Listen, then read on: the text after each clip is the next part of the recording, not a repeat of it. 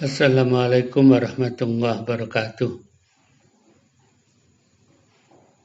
Peserta mata kuliah hukum perizinan yang saya hormati, marilah kita lanjutkan bincang-bincang kita, perbincangan kita tentang hukum perizinan di Indonesia ini.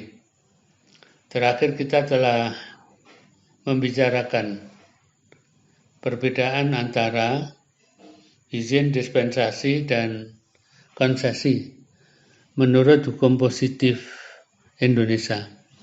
Menurut Undang-Undang Nomor 30 Tahun 2014. Sebagaimana kita tahu bahwa di dalam negara semacam kita yang kita istilahkan dengan Inverhuningeland, yaitu negara perizinan, maka di sana akan mengenal banyak sekali jenis-jenis perizinan dalam rangka untuk mengatur kehidupan itu. Paling tidak ada sekitar 40-an jenis perizinan yang bisa dilayani oleh kantor pelayanan terpadu yang ada di kabupaten ataupun kota. Itu pun masih ada beberapa jenis perizinan yang masih dilayani secara sektoral. Artinya, belum seluruh jenis perizinan itu dapat dilayani di kantor pelayanan terpadu. Dan sekalian, kali ini saya akan lebih memperdalam pada periode ini adalah tentang izin usaha industri dan izin usaha kawasan industri. Untuk mendalami tentang itu kita perlu mengetahui tentang undang-undang yang mengatur tentang industri di Indonesia, yaitu diatur dalam Undang-Undang Nomor 3 Tahun 2014, yaitu tentang industri. Undang-Undang Nomor 3 ini adalah merupakan undang-undang yang menggantikan Undang-Undang Nomor 5 Tahun 84. Jadi Undang-Undang Nomor 5 Tahun 84 itu adalah digantikan oleh Undang-Undang Nomor 3 Tahun 2014 tentang industri. Dan sekalian, apa itu industri? Industri itu adalah seluruh kegiatan ekonomi yang mengolah bahan baku atau memanfaatkan sumber daya industri menjadi barang yang menghasilkan, yang mempunyai nilai tambah, menghasilkan barang yang mempunyai nilai tambah atau nilai manfaat yang tinggi, termasuk jasa industri. Jadi proses merubah dari bahan baku menjadi bahan yang memiliki nilai tambah, gitu, memiliki nilai manfaat lebih. Ya. Proses ini namanya proses industri. Itulah yang diatur oleh Undang Nomor 3 Tahun 2014. Dan sekalian, apa tujuannya perindustrian itu? Di antaranya saja dalam rangka mewujudkan industri nasional sebagai pilar dan penggerak perekonomian nasional. Jadi pasal 3 ini seolah-olah mendeklarasikan lahirnya Undang-Undang Nomor 3 Tahun 2014 adalah pijakan awal untuk membangun satu industri nasional sebagai pilar dan sebagai penggerak ekonomi nasional kita. Jadi secara tidak langsung kita telah mendeklarasikan bahwa negara kita adalah negara industri, negara yang tertumpu kekuatan utamanya pada bidang industri. Lalu industri yang kayak apa yang kita idamkan? Adalah industri yang mandiri. Mungkin bahannya tercukupi lewat apa yang ada sumber daya secara nasional ini. Dan berdaya saing serta industri yang maju serta industri yang hijau, industri yang ramah lingkungan. Jadi mandiri, berdaya saing, maju, dan industri hijau itulah satu industri yang kita impikan untuk industri di Indonesia, yang berperan tadi sudah kita sampaikan sebagai pilar, sebagai penggerak perekonomian nasional.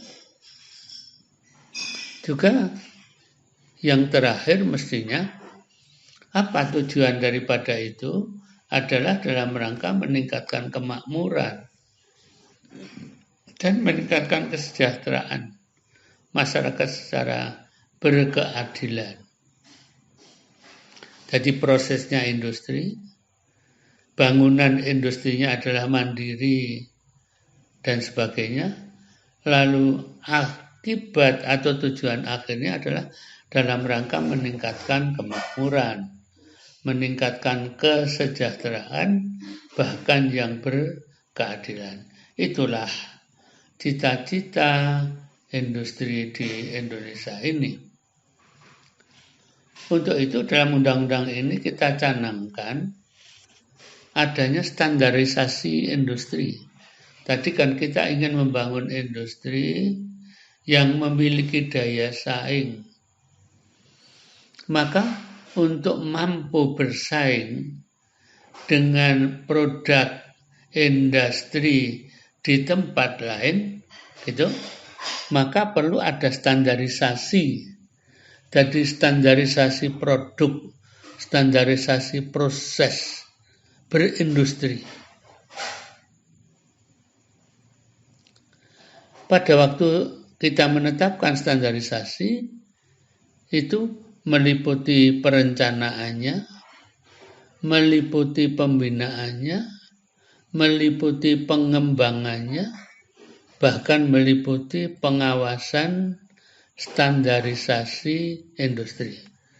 Itu satu rangkaian dalam rangka untuk adanya standarisasi, dan dengan standarisasi itu salah satu di antaranya adalah kita membangun industri yang berkemampuan dan memiliki daya saing. Nah, bagaimana standarisasi itu? Standarisasi industri diselenggarakan dalam rangka mewujudkan SNI, Standar Nasional Indonesia. Dalam wujud SNI yang memiliki spesifikasi teknis dan serta pedoman serta tata cara.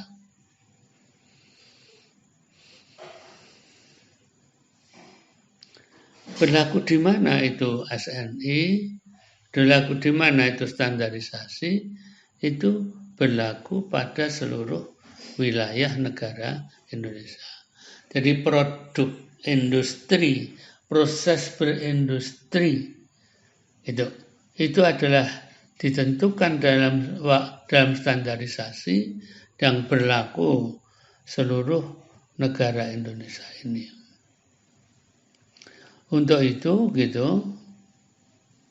apabila satu industri itu ternyata mereka itu tidak memenuhi ketentuan, salah satunya adalah standarisasi, salah satunya adalah harus membubuhkan standarisasi nasional Indonesia, apabila mereka itu melakukan pelanggaran atas itu, di dalam pasal 60 ayat 3 Undang-Undang nomor 3 itu sudah ditentukan sanksi apakah yang akan diberikan padanya, yaitu ada peringatan tertulis, ada denda administratif, lalu ada penutupan sementara usaha itu, lalu pembekuan izin usaha industri.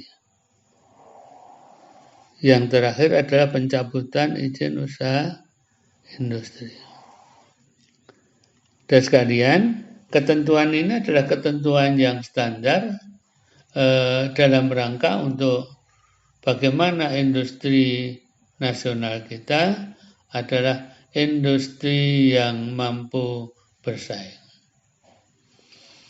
Di samping itu ditentukan juga adanya industri hijau. Industri hijau itu adalah industri yang berorientasi pada lingkungan, industri yang berpihak pada pelestarian lingkungan hidup. Maka dalam mewujudkan industri hijau itu, apa yang dilakukan oleh pemerintah? Yang pertama, menentukan kebijakan tentang perindustrian itu. Jadi aturan hukumnya itu adalah telah diupayakan. Lalu yang kedua adalah penguatan kapasitas kelembagaan. Bagaimana industri yang kokoh, industri yang tidak mudah terumbang-ambing oleh keadaan. Lalu juga industri yang standarisasi, artinya produk, proses itu sesuai dengan standarisasi yang kita tentukan. Lalu yang berikutnya adalah negara mestinya memberikan fasilitas dalam rangka untuk terwujudnya satu kondisi semacam itu. Dan sekalian, pada proses apa yang disebut dengan industri hijau itu, maka Menteri telah menyusun satu standar industri hijau. Standar industri hijau itu paling sedikit memuat tentang bahan bakunya. Bahan bakunya adalah bahan baku yang ramah lingkungan. Lalu bahan penolongnya, pendukungnya juga harus ramah lingkungan. Energinya juga energi yang ramah lingkungan. Jadi bahan baku, bahan penolongnya maupun energinya adalah ramah lingkungan.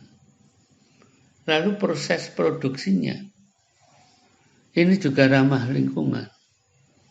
Artinya proses produksinya tidak membuat adanya pencemaran lingkungan. Produknya juga begitu, produk yang ramah lingkungan, manajemennya, pengusahaan itu juga ramah lingkungan, lalu pengolahan atau pengelolaan limbahnya. Jadi yang namanya standarisasi industri hijau itu meliputi bahan bakunya, meliputi prosesnya, meliputi produknya, meliputi manajemennya, dan meliputi pengelolaan limbahnya. Jadi dengan demikian kita ancangkan secara sungguh, karena produk itu harus merupakan satu produk yang mereka itu adalah tidak merusak atau tidak bertentangan atau sejalan dengan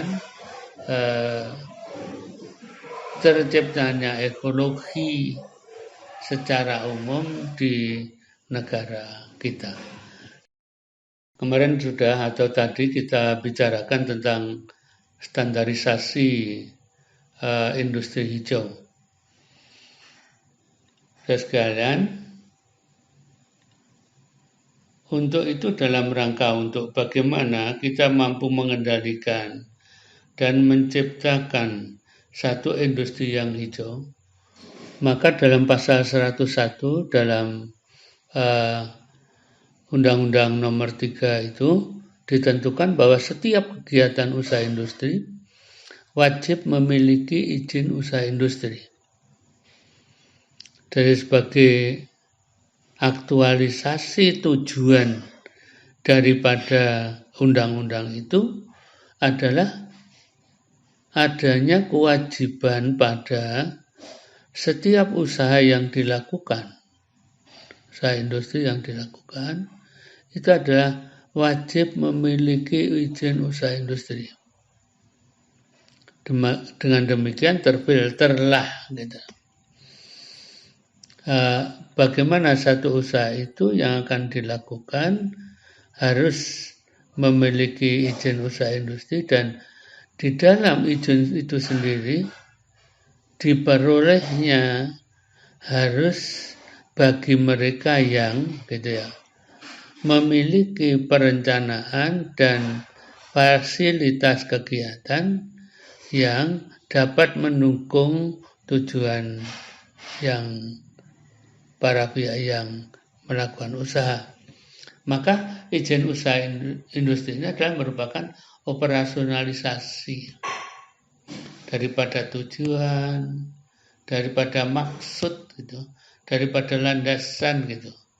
Itu adalah sebagai titik awal untuk mengetahui tentang apakah industri yang akan dilakukan itu mampu gitu, mewujudkan katakanlah standarisasi industri hijau dan standarisasi yang lain juga. Maka izin inilah bagi mereka yang berpotensi mampu mewujudkan tujuan daripada industri nasional kita, maka mereka diberikan izin. Tapi kalau tidak, maka tidak diberikan izin, ditolak. Kita tahu saudara sekalian, industri yang kita bangun paling tidak meliputi 3 kategorisasi. Dan 3 kategorisasi ini adalah 3 yang punya grade, yang punya tingkatan gitu. Yang pertama adalah industri kecil. Yang kedua industri menengah. Yang ketiga adalah industri besar. Lalu siapakah yang berhak memberikan izin usaha industri? Adalah menteri. Dalam pasal berikutnya itu dikatakan bahwa menteri dapat melimpahkan sebagian kewenangannya pemberian izin usaha industri kepada gubernur dan bupati atau wali kota. Jadi di sini dapat melimpahkan, boleh melimpahkan dan boleh tidak melimpahkan. Lalu bagaimana satu usaha yang telah memiliki izin usaha industri? Kalau mereka telah memiliki izin usaha industri, ada beberapa kewajiban baginya. Kewajiban pertama adalah melaksanakan kegiatan usaha industri sesuai dengan izin yang dimiliki. Setiap perizinan pasti memiliki izin peruntukannya gitu. Katakanlah izin usaha industri ya hanya berlaku izin usaha industri. Izin usaha apotek umpamanya, maka hanya berlaku untuk itu, tidak akan berlaku terhadap usaha yang lain. Jadi setiap perizinan itu telah ditentukan secara eksplisit, secara jelas, secara limitatif. apa jenis usaha apa yang baginya diizinkan dengan surat izin itu. Lalu kewajiban yang kedua menjamin. Jadi mereka bertanggung jawab atas keamanan dan juga keselamatan. Keamanan jelas sekali, keselamatan tentang apa? Keselamatan tentang alat, keselamatan tentang proses,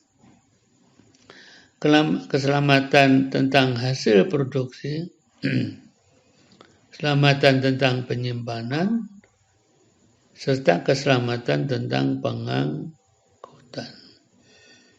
Dan sekalian pasal ini meletakkan pada pelaku usaha adalah sebagai tanggung gugat dan tanggung jawab. Tanggung jawab secara sosial, tanggung gugatnya adalah apabila muncul risiko, yang risiko itu merugikan, baik muncul dari alatnya, muncul dari prosesnya, muncul dari hasil produksinya, muncul dari penyimpanannya dan pengangkutannya, maka tanggung gugatnya ada pada pemegang izin usaha industri. Hari ini berbeda dengan Undang-Undang Nomor 5 tahun 1984, yang di sana pemerintah melakukan pembinaan berupa bimbingan dan penyuluhan mengenai pelaksanaan upaya. Jadi apa yang merupakan kewajiban pengusaha adalah wajib melaksanakan upaya yang menyangkut keamanan, keselamatan, alat, proses, hasil, termasuk pengangkutannya. Ini adalah pengusaha hanya wajib melakukan upaya. Sedangkan pada Undang-Undang Nomor 3 tahun 2014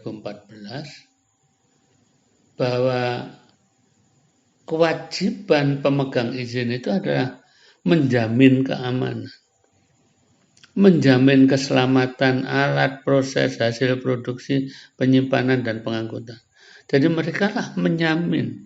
Kalau menjamin berarti tanggung gugat. Kalau dari proses pengangkutannya, karena penyimpanannya, karena proses produksinya, karena prosesnya itu sendiri.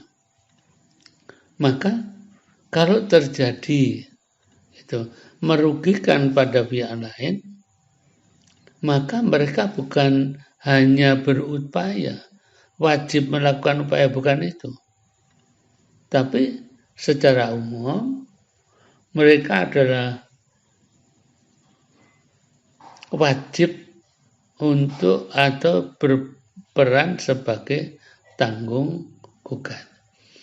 Jadi Undang-Undang Nomor 3 ini cukup tegas meletakkan posisi tanggung gugat dan tanggung jawab terhadap risiko setelah mereka itu diberikan izin, itu ada pada pemegang izin.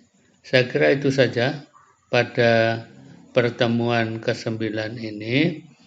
Maka dari itu nanti kita lanjutkan pada pertemuan berikutnya. Jadi kali ini adalah pertemuan ke-10, saya ulangi, bukan ke-9 tapi pertemuan ke-10, pekan ke-10. Ya, semoga bermanfaat. Assalamualaikum warahmatullahi wabarakatuh.